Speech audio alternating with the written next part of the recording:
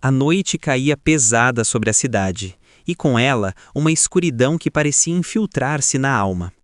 Helena observava a chuva batendo contra a janela de seu escritório, cada gota ecoando a melancolia que sentia. As pilhas de documentos sobre a mesa, os rostos nos jornais, tudo parecia gritar uma única verdade. A justiça era, muitas vezes, uma ilusão cruel. Ela sentia o peso das expectativas, dos olhares desesperados que nela depositavam suas últimas esperanças. Aquele era o seu fardo, a sua cruz. Um fardo que ela carregava com uma determinação ferrenha, mas que, em momentos como este, ameaçava esmagá-la. O cheiro de café frio e papel velho preenchia o ar, testemunhas silenciosas de suas noites insones, de sua luta incansável contra as sombras que se recusavam a recuar. Ela fechou os olhos, tentando afastar a Gabriel, cujo destino estava agora em suas mãos. Um destino que parecia selado por forças maiores e mais sombrias do que ela poderia imaginar. O preço da verdade. Uma batalha contra as sombras que corroem a justiça. Sombras da Justiça. Fique agora com o primeiro episódio de hoje. A voz de Dona Lúcia era um lamento, um fio tênue de esperança e desespero que perfurava o silêncio do escritório de Helena. Suas mãos, calejadas pelo trabalho e marcadas pela vida, apertavam-se uma na outra, como se tentassem conter a dor que a consumia.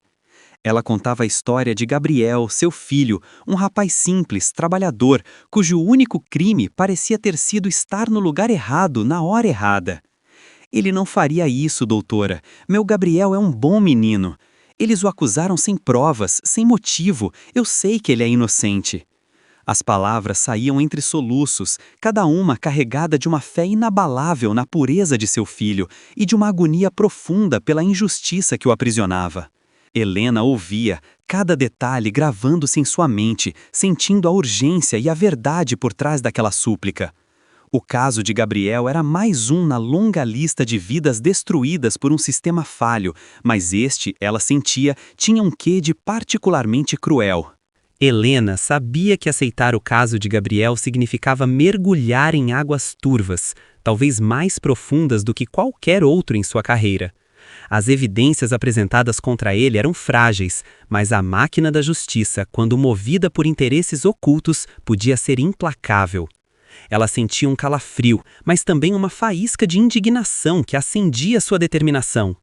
Dona Lúcia, eu vou pegar este caso. Não posso prometer milagres, mas prometo que farei tudo ao meu alcance para descobrir a verdade e lutar pela liberdade do seu filho. Suas palavras eram firmes, um juramento que fazia a si mesma antes mesmo de fazê-lo àquela mãe desesperada. Em seus olhos, a dor antiga se misturava à coragem, um lembrete constante de por que ela havia escolhido este caminho. A justiça, para Helena, não era apenas uma profissão, era uma missão, uma forma de redenção pessoal e de honrar memórias que o tempo não podia apagar. Ela sentia que, de alguma forma, o destino de Gabriel estava entrelaçado com o seu. A prisão era um lugar frio e opressor, onde a esperança parecia se esvair com cada porta de cela que se fechava. Helena sentiu o ar pesado, a tristeza impregnada nas paredes. Quando Gabriel, algemado, seu olhar vazio e a pele pálida contavam uma história de desespero e resignação. Ele era jovem, com os traços ainda de um menino, mas a vida naqueles muros já havia roubado seu brilho. Eu não fiz nada, doutora, sussurrou ele, a voz rouca, quase inaudível. Eu só quero que acreditem em mim. Helena observou os detalhes, as mãos que deveriam estar trabalhando, agora ociosas, os ombros curvados sob o peso de uma acusação injusta. Ela sentiu uma pontada no peito, uma raiva silenciosa contra a indiferença do mundo. A inocência de Gabriel era palpável, mas como prová-la quando a verdade parecia estar aprisionada junto com ele? Aquele encontro solidificou sua convicção. Ela não desistiria. Não permitiria que mais uma vida fosse engolida pelas sombras da justiça. Helena mergulhou nos documentos do caso. Cada palavra um labirinto, cada relatório uma pista potencial ou um beco sem saída. As informações eram escassas, as provas circunstanciais e a narrativa oficial parecia conveniente demais. Ela sentia que algo estava faltando, uma peça crucial que desvendaria a verdade por trás da acusação de Gabriel. Sua intuição, afiada por anos de experiência, gritava que havia mais por trás daquele crime do que os olhos podiam ver. As horas passavam e o café se tornava seu único companheiro. Ela tentou entrar em contato com testemunhas, mas encontrou portas fechadas e olhares esquivos.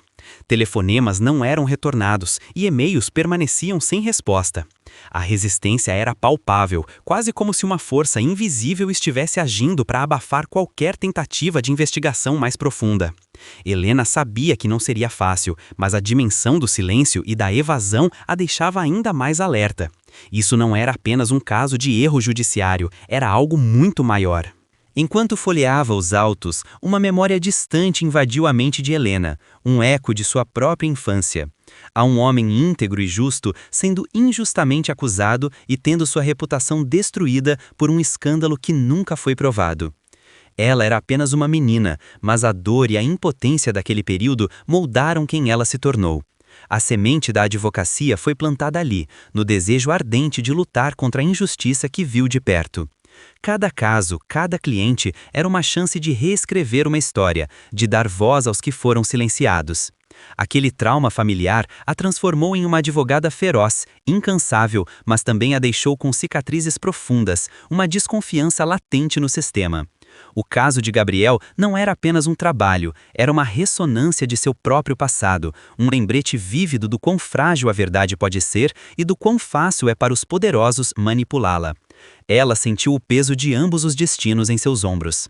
Em outro canto da cidade, o inspetor Ricardo Mendes revisava relatórios de um caso de corrupção menor, mas que parecia se conectar a algo maior. Seus olhos, cansados mas perspicazes, passavam pelas linhas como um predador farejando sua presa. Ricardo era um homem de poucas palavras, um cético por natureza, desiludido com a política e as engrenagens da justiça, mas com um código de ética inabalável. Ele não acreditava em coincidências. Um nome, Almeida, aparecia aqui e ali, nas entrelinhas de depoimentos e em registros financeiros obscuros. Era um nome poderoso, com tentáculos por toda parte. Ricardo já havia tido desavenças com a alta cúpula por seguir pistas que levavam a pessoas intocáveis. Ele bufou, acendendo um cigarro, o fumo preenchendo o pequeno escritório desorganizado. A cidade era um ninho de cobras e ele um caçador solitário acostumado a rastejar nas sombras.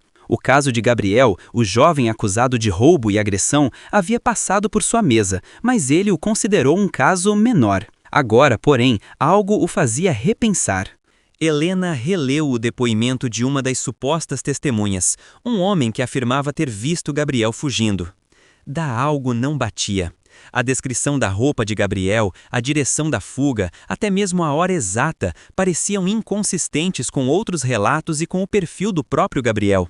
Era como se a testemunha estivesse recitando um roteiro. Ela sentiu uma pontada de adrenalina. Aquilo não era apenas uma falha de memória, era uma mentira deliberada. Mas por quê? Quem teria interesse em incriminar um jovem sem antecedentes, sem inimigos aparentes? A mente de Helena começou a trabalhar em alta velocidade, conectando pontos, descartando o óbvio. A verdade raramente era simples, especialmente quando havia poder em jogo. Ela precisava encontrar essa testemunha novamente, confrontá-la, ir além das palavras escritas no papel. Aquele era o primeiro fio, o ponto de partida para desvendar a teia de enganos que prendia Gabriel. A justiça exigia mais do que apenas um veredito, exigia a verdade, nua e crua. A tentativa de Helena de acessar os registros completos da investigação policial encontrou uma barreira intransponível. O oficial responsável, um homem corpulento com um olhar de tédio, recusou-se a cooperar, citando protocolos internos e segredo de justiça. Suas palavras eram um muro de burocracia e seu sorriso sarcástico um tapa na cara. Helena sentiu a frustração borbulhar, mas manteve a compostura. Ela sabia que a resistência não era apenas ineficiência, era um sinal de que estava no caminho certo. Aqueles que não tinham nada a esconder não se escondiam atrás de papelada. A falta de transparência era uma confissão silenciosa. "Eu tenho direito a esses documentos, meu cliente está sendo prejudicado", ela argumentou, sua voz firme. O oficial apenas deu de ombros, virando-se para o computador, encerrando a discussão. Helena saiu do prédio com uma sensação amarga, mas com a certeza de que a verdade estava sendo deliberadamente ocultada. Aquele era apenas o começo de uma longa batalha contra um sistema que parecia proteger a si mesmo, em vez de proteger a justiça. A cada porta fechada, a cada olhar esquivo, a determinação de Helena se tornava mais forte, mais inabalável. Ela podia sentir a teia de mentira se apertando, mas isso apenas a impulsionava a puxar os fios com mais força. Em vez de desanimar, a resistência inflamava. Aquele caso não era apenas sobre Gabriel, era sobre a verdade, sobre a integridade de um sistema que deveria proteger os inocentes. Ela passou a noite em claro novamente, vasculhando arquivos antigos, buscando precedentes, procurando qualquer brecha legal que pudesse usar. O cansaço era imenso, mas a paixão pela justiça a mantinha de pé. Ela visualizava o rosto de Gabriel, a esperança frágil nos olhos de Dona Lúcia, e sabia que não podia falhar. A luta era solitária, mas a convicção de que estava fazendo a coisa certa era seu escudo e sua espada. Ela respirou fundo, o cheiro de café se misturando ao de papel e tinta, pronta para mais um dia de batalha. Em sua cela fria, Gabriel sonhava com a vida que lhe foi roubada. As manhãs de sol, o cheiro de pão fresco da padaria onde trabalhava, as conversas descontraídas com os colegas. Ele era um jovem simples, com ambições modestas, sustentar sua mãe, talvez um dia ter sua própria família. Nunca buscou problemas, nunca se envolveu com nada ilícito. Sua rotina era a mesma, um ciclo de trabalho árdua e poucas horas de descanso. A acusação de roubo e agressão era um pesadelo do qual ele não conseguia acordar. Ele não entendia por que estava ali, por que seu nome estava manchado. A injustiça era um peso insuportável, esmagando sua alma e roubando sua juventude. Ele se agarrava à doutora Helena como a única âncora em um mar de escuridão. Seus olhos, antes cheios de vida, agora carregavam uma tristeza profunda, um reflexo da esperança que diminuía a cada dia passado atrás das grades. Gabriel era apenas uma vítima, um peão em um jogo que nem sequer compreendia. Ricardo, por sua vez, continuava a seguir o rastro de um esquema de desvio de verbas públicas, um caso que ele sabia que levaria a figurões. Ele não estava diretamente no caso de Gabriel, mas a coincidência de datas e locais começou a incomodá-lo. O roubo atribuído a Gabriel havia ocorrido perto de um terreno que estava envolvido no esquema de corrupção que ele investigava. Uma pontada de dúvida o atingiu. Seria apenas uma coincidência ou havia uma conexão? Sua experiência o ensinara que em cidades como aquela, as teias de crime e poder se entrelaçavam de maneiras inesperadas. Ele pegou o relatório do caso de Gabriel, que havia descartado inicialmente como rotineiro, e começou a lê-lo com novos olhos. A fragilidade das provas, tudo parecia se encaixar em um padrão familiar de bode expiatório. Ricardo não era de se deixar levar por emoções, mas a injustiça, mesmo em um caso que não era seu, o incomodava profundamente. Ele sentiu que precisava investigar mais a fundo, por sua própria conta, para satisfazer sua consciência. Enquanto Helena vasculhava registros públicos de imóveis, um nome começou a surgir. O nome de um dos homens mais ricos e influentes da cidade, um empresário com um império que abrangia desde construção até mídia. A simples menção de seu nome já trazia um ar de intocabilidade. Helena sentiu um frio na espinha. Não era a primeira vez que se deparava com a sombra de Almeida em casos complexos, mas nunca de forma tão direta. O terreno próximo ao local do crime de Gabriel estava em processo de desapropriação para um projeto de urbanização gigante, liderado por uma das empresas de Vitor Almeida. Havia algo de muito errado ali.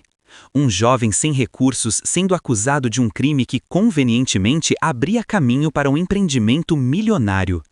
A coincidência era absurda demais para ser ignorada.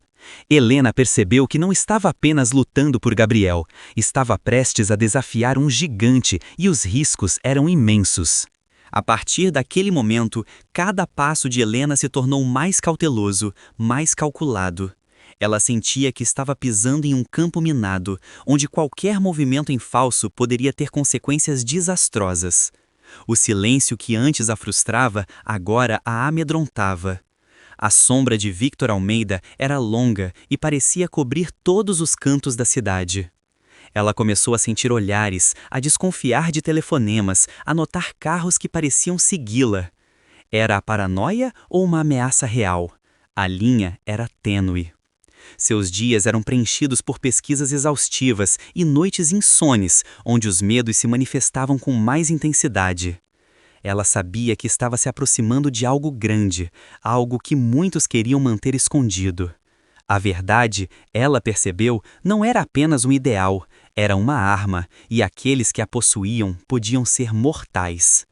O caso de Gabriel havia se transformado em uma batalha muito maior, uma luta contra forças que operavam nas sombras e que não hesitariam em silenciar quem se opusesse a elas. Helena procurou um antigo mentor, Dr. Carvalho, um advogado aposentado que havia sido sua inspiração na faculdade. Em seu escritório empoeirado, rodeado por livros antigos, ele ouviu Helena com atenção, seus olhos sábios observando cada detalhe. Helena, você está mexendo com fogo, disse ele, com a voz rouca pela idade e pela sabedoria. Almeida é um homem perigoso, com conexões em todos os lugares. Muitos tentaram desafiá-lo, e poucos saíram ilesos. Pense bem no que está fazendo. O aviso não era uma ameaça, mas uma preocupação genuína. Carvalho conhecia as engrenagens podres daquela cidade. Ele via em Helena a mesma paixão e idealismo que ele próprio teve um dia, mas também a mesma ingenuidade. A conversa deixou Helena pensativa. Ela respeitava Carvalho profundamente e suas palavras ecoavam em sua mente. O perigo era real, palpável. Mas como ela poderia desistir agora, sabendo que Gabriel era inocente e que a verdade estava sendo pisoteada por interesses poderosos? A advertência apenas a fez sentir-se mais sozinha, mas também mais determinada a provar que a justiça, às vezes, poderia prevalecer sobre o poder. Na solidão de seu apartamento, Helena refletia sobre o custo pessoal de sua paixão pela justiça. Quantas noites sem sono, quantos relacionamentos sacrificados, quantas ameaças veladas ela já havia enfrentado. A balança da justiça era pesada, e o lado da verdade exigia um sacrifício imenso. Ela olhou para a foto de seus pais em sua mesa, um sorriso caloroso que parecia pertencer a outra vida. A dor da perda e da injustiça que eles sofreram havia se transformado em seu motor, mas também em sua maldição. Ela se sentia como uma guerreira solitária, lutando contra moinhos de vento em um mundo que parecia ter esquecido o significado de certo e errado. Mas, no fundo, ela sabia que não poderia viver de outra forma. Sua consciência a impelia. Aquele caso, mais do que qualquer outro, estava testando seus limites, sua fé no sistema, sua própria sanidade. Mas desistir não era uma opção. A verdade, por mais dolorosa que fosse, precisava ser revelada, custasse o que custasse. Dona Lúcia, com o pouco dinheiro que tinha, levava flores frescas para a capela da prisão, acendendo uma vela para seu filho. Sua fé era simples, mas inabalável. Ela conversava com Deus, pedindo proteção para Gabriel e sabedoria para a doutora Helena. Acreditava que, se houvesse justiça no mundo, Helena a encontraria. A esperança, frágil como uma chama de vela, era o que a mantinha de pé. Ela sentia que, pela primeira vez desde a prisão de Gabriel, havia uma luz no fim do túnel, uma advogada que realmente se importava. Aquele sentimento de esperança, por menor que fosse, era um bálsamo para sua alma ferida. Eu confio na senhora doutora, ela havia dito a Helena, e aquelas palavras ecoavam na mente da advogada, um lembrete constante da responsabilidade que carregava. A fé de Dona Lúcia era um peso, sim, mas também uma inspiração, um lembrete do que estava em jogo, a vida e a dignidade de um inocente. E por essa vida, Helena lutaria com todas as forças. De volta ao escritório, Helena analisava o relatório da perícia, um documento que parecia ter sido passado por cima. Havia inconsistências gritantes na cadeia de custódia das provas, especialmente de um relógio encontrado na que supostamente pertencia a Gabriel. O número de série estava ilegível e o registro de sua entrada no laboratório forense era vago. Como uma evidência tão crucial poderia ser tão mal documentada? Era um erro ou algo mais sinistro? Ela sentiu um arrepio. Perdido, extraviado, danificado eram as desculpas padrão para provas que convenientemente desapareciam quando o poder estava envolvido. Aquele relógio, ela tinha certeza, era a chave. Se a prova principal contra Gabriel havia sido manipulada ou perdida, todo o caso desmoronaria. Mas provar isso seria uma tarefa hercúlea, especialmente com as portas se fechando em seu rosto. Aquele era o ponto de virada. Ela não estava mais apenas defendendo um inocente, estava desmascarando uma fraude, uma conspiração para incriminá-lo. No escritório da delegacia, Ricardo estava imerso nos detalhes do esquema de corrupção. Um nome, Vítor Almeida, surgia novamente, mas desta vez associado a transações de terrenos suspeitas. Ele comparou as datas e os locais com o relatório do caso de Gabriel. O crime de Gabriel havia ocorrido em uma propriedade que Almeida estava interessado em adquirir, e a desapropriação havia sido acelerada. A coincidência era grande demais para ser ignorada. Ricardo sentiu um desconforto. Ele não gostava de advogados estrelas, mas a advogada de Gabriel, Helena, parecia estar no caminho certo. As evidências que ele estava descobrindo, embora indiretas, corroboravam a teoria de que Gabriel era um bode expiatório. Ele hesitou. Envolver-se significaria entrar em choque com a própria corporação, que parecia proteger os interesses de Almeida. Mas sua bússola moral o puxava. Aquele caso menor de roubo estava se transformando em uma peça-chave de um quebra-cabeça muito maior, e a injustiça gritava por atenção. Helena tentou acessar os registros de propriedade do terreno em questão, mas foi barrada por um sistema de segurança digital complexo e por funcionários que alegavam manutenção. Era uma desculpa esfarrapada e ela sabia disso. A mão invisível de Vítor Almeida estava agindo, bloqueando seu acesso a qualquer informação que pudesse incriminá-lo.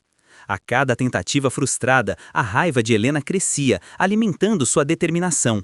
Eles não queriam que ela soubesse a verdade, e isso apenas a fazia querer descobri-la ainda mais. Ela sentia que estava em uma corrida contra o tempo, e cada minuto importava. Se não conseguisse provar a manipulação das provas e a conexão com Almeida, Gabriel estaria condenado. A batalha era desigual, David contra Golias, mas Helena não era de se intimidar. Ela sabia que precisava encontrar uma maneira de contornar os bloqueios, de quebrar o silêncio imposto pelos poderosos. A verdade, ela pensou, tinha um jeito de sempre vir à tona, não importa o quão fundo tentassem enterrá-la. Em sua cobertura luxuosa, Vítor Almeida desfrutava de um uísque caro, observando a cidade a seus pés. Sua voz era calma, mas carregava um peso de autoridade inquestionável. Certifique-se de que nada saia do controle.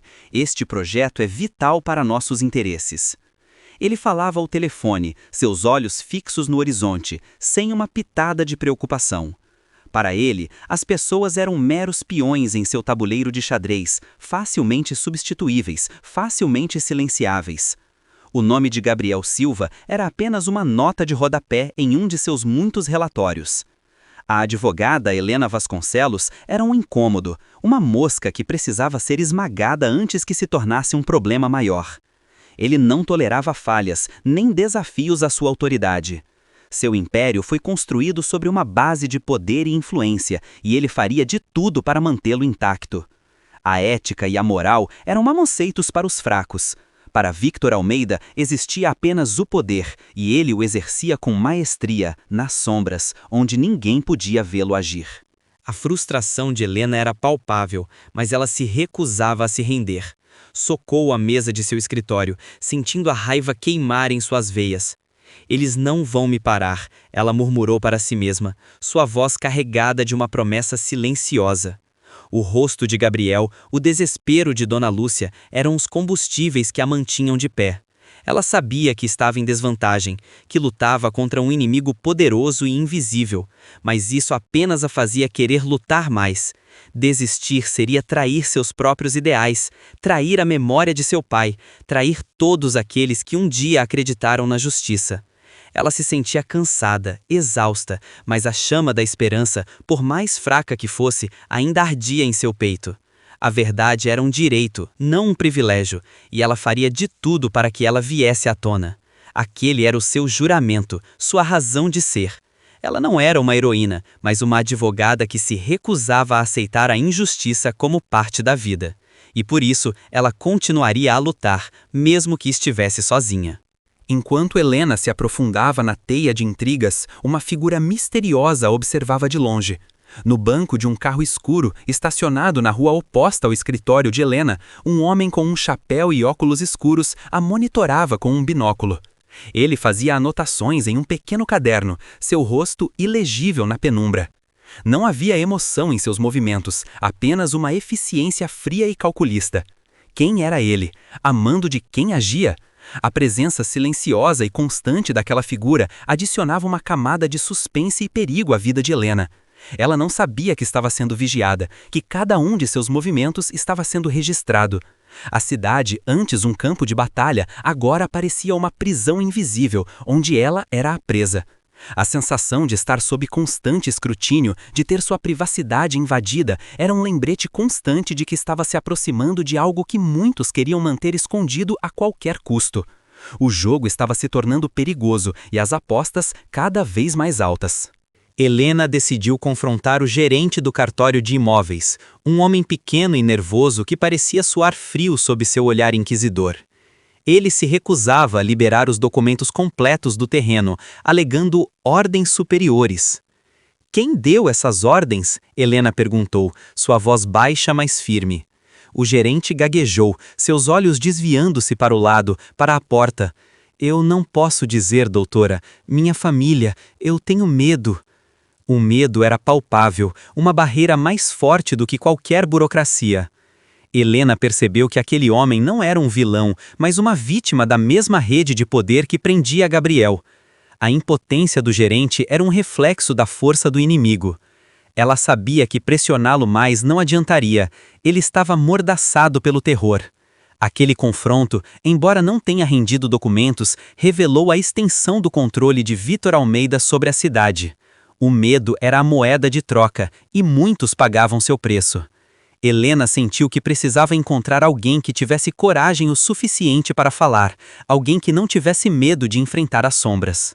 Enquanto Helena enfrentava seus próprios demônios, Ricardo, impulsionado por sua própria bússola moral, decidiu que não podia mais ignorar as pontas soltas.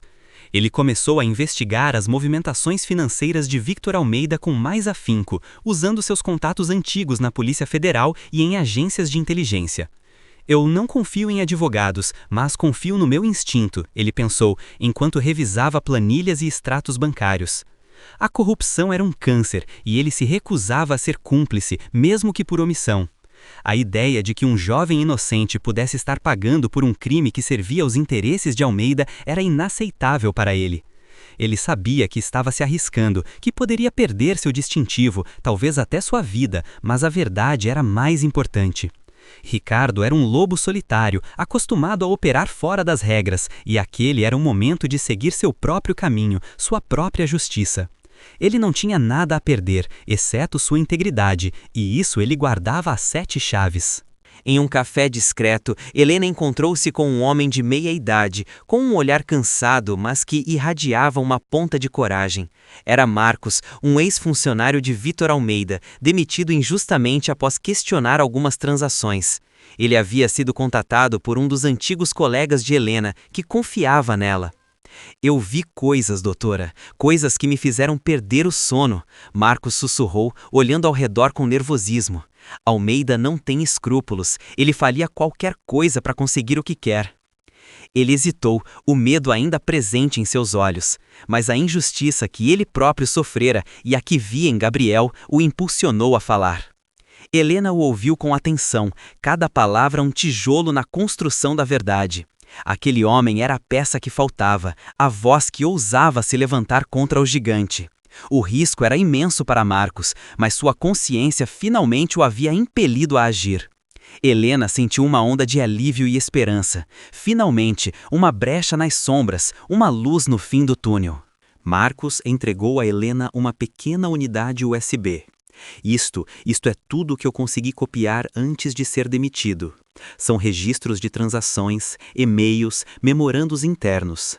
Mostram como Almeida orquestrou a desapropriação do terreno e como ele manipulou o processo para que Gabriel fosse o culpado. A voz de Marcos era um sussurro, mas suas palavras carregavam o peso de uma bomba. Helena sentiu o coração acelerar. Ali estava, a prova, a verdade que ela tanto buscava. A unidade USB era pequena, mas seu conteúdo podia derrubar um império.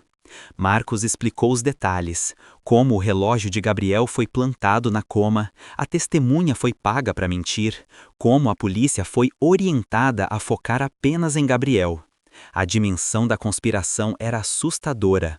Almeida não era apenas um empresário corrupto, era um criminoso calculista capaz de destruir vidas para seus próprios fins. Helena percebeu que tinha nas mãos não apenas a chave para a liberdade de Gabriel, mas também a chance de expor a podridão que corroía a cidade. Helena voltou para seu escritório, a unidade USB em suas mãos, sentindo o peso da responsabilidade. Ela inseriu-a em seu computador e os arquivos se abriram, revelando uma teia complexa de corrupção, suborno e manipulação. E-mails codificados, planilhas com valores exorbitantes, nomes de políticos e funcionários públicos envolvidos. A conspiração era muito maior do que ela imaginava, seus tentáculos se estendiam por toda a cidade, alcançando os mais altos escalões do poder.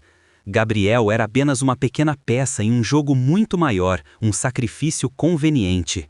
Helena sentiu uma mistura de raiva e pavor. Ela tinha a verdade, mas como divulgá-la sem colocar sua própria vida em risco? Aqueles documentos eram uma sentença de morte para muitos, incluindo ela. A revelação da verdade viria com um preço alto, um preço que ela agora estava disposta a pagar.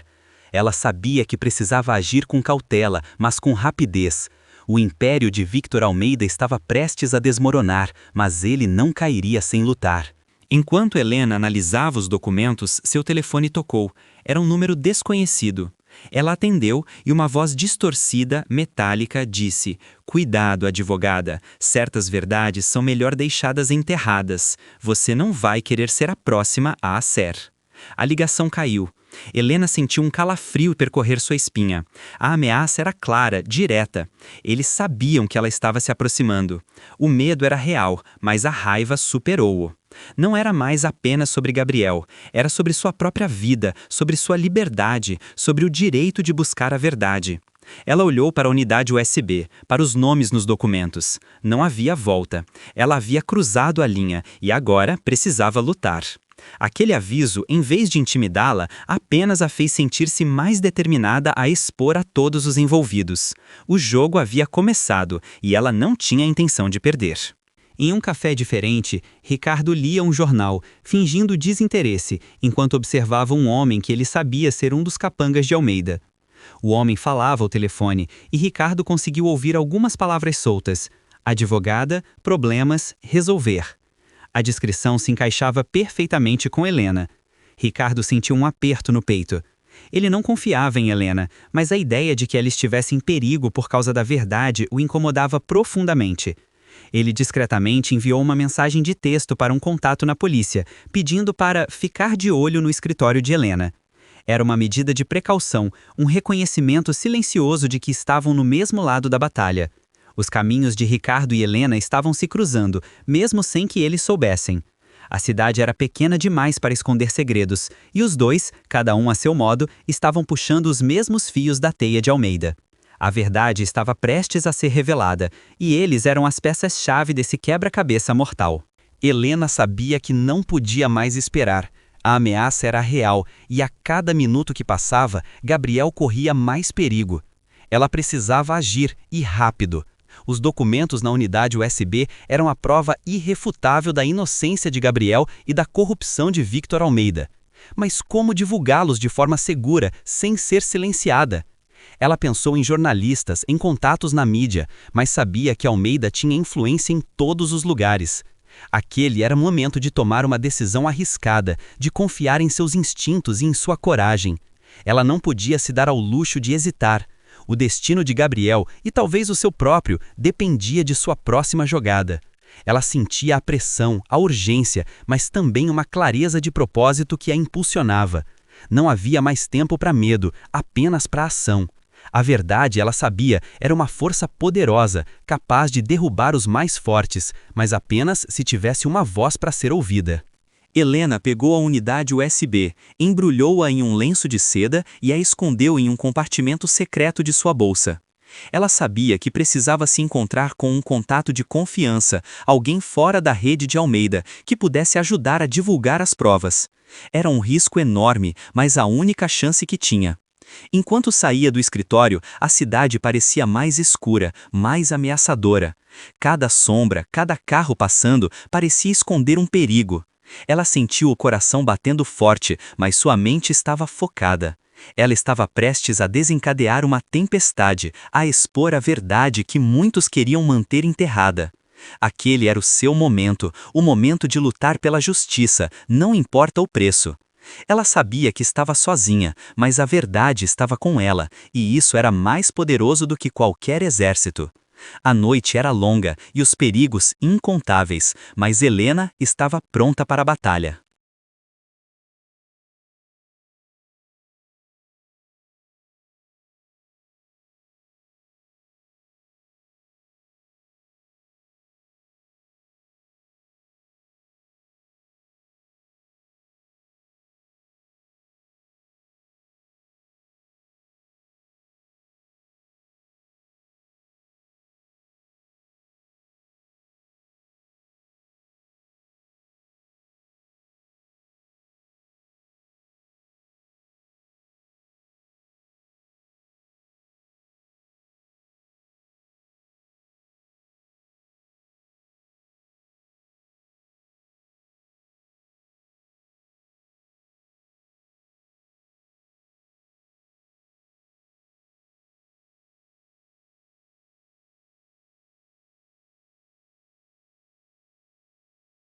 Continua.